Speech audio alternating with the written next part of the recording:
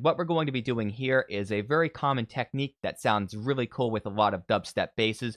We're going to have a very fast delay rate where it repeats the sound in a very fast speed and it creates a tone. So let's start by putting the feedback up so we have more of a noticeable delay echo sound. I like it at about 60% right there. We don't want the delay to be too loud, so we'll go over to the mix and we'll scale that back a bit to about 21% right there. And now I'm going to go over to the delay speed. We can use either the left or the right. It doesn't matter because they both control each other. And I'm going to put this at a much faster value. It will go for about 5.99 right there. Now I'm going to take alpha 1. We can throw that onto either the left or the right rate right here. We'll just throw this onto either one. And with the modulation at a very high rate, we create some pretty cool glitchy sounds. This might be useful for another type of sound or bass, but we don't want that for this particular sound, so we're going to scale the modulation way back. We'll go for 9 right here. That's just enough modulation to make a little bit of a difference. Next, we're going to turn on a phaser. Let's set the rate to be down at 0 Hz, so we've got a totally static phaser we can control with our LFO instead of a BPM or a fixed rate. Let's also set the depth down to be at 0%, and the frequency can stay at 600 Hz. That should be pretty good. But we're going to go over to LFO2 again, and we'll throw that onto the frequency knob.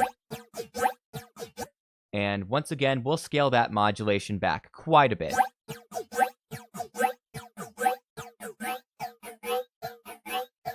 It sounds pretty good at 18 right there.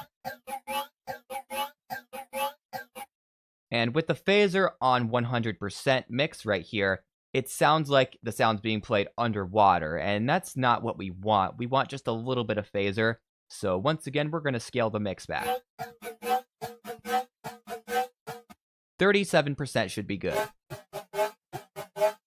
The next effect we're going to add on is going to be a filter. We're going to turn that on, and we'll set this to be after the phaser and before these other effects right here. And we're going to set this to be an HN12 to add some more modulation and some frequency sweeping to this sound. Let's go over to alpha 1 and we'll drag this onto the cutoff. So we've got a little modulation curve like this. And I'm going to go over and we'll tweak this modulation to make it a little bit more subtle because as it is, it's kind of a cool sound, but it's way too in your face and it's taking out too many frequencies. So we're going to scale that back. I think about 50 should be good, but it's still taking out too many frequencies and it's leaving the sound pretty dry. So we'll go over to the cutoff and we'll throw this down.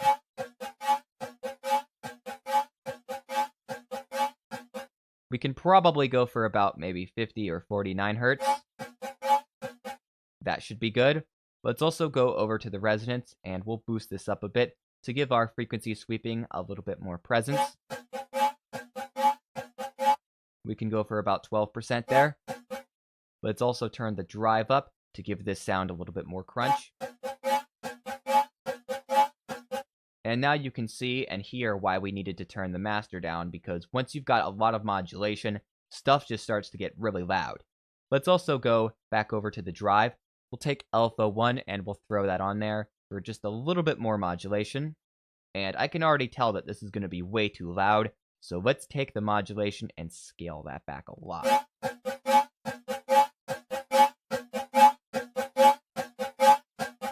I think we can go for about 21 right there.